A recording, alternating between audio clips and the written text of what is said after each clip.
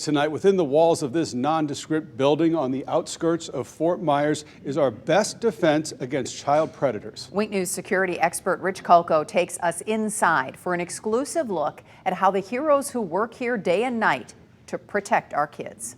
Child sexual abuse, human trafficking, online exploitation, kids in harm's way. You want van 6 and 7 to go ahead and move in, Justin? Please, search warrant! Stopping these crimes, saving kids.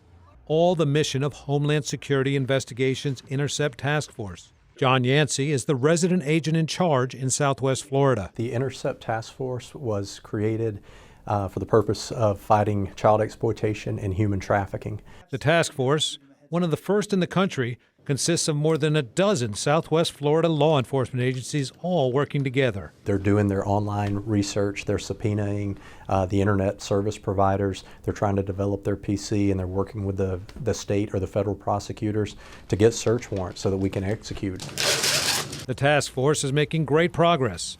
More than 1,000 cases were initiated in 2024, and that number will go up in 2025. And now, the bad guys are using a new tool. Generative AI that's coming into the picture, it's not going to stop. It's only going to continue to grow. Because kids are at risk, arresting bad guys is the goal. When you go in and execute that search warrant, you try to find evidence of that crime where they have sex abuse material, child sex abuse material on their computers, and you want to collect that evidence and build a case. Some of these cases move at lightning speed.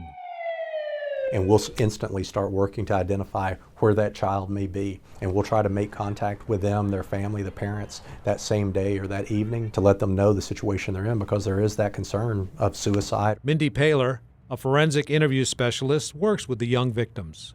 And then when we're done talking, they just tell me that they were relieved, or they're no longer anxious, or they're happy they spoke to me.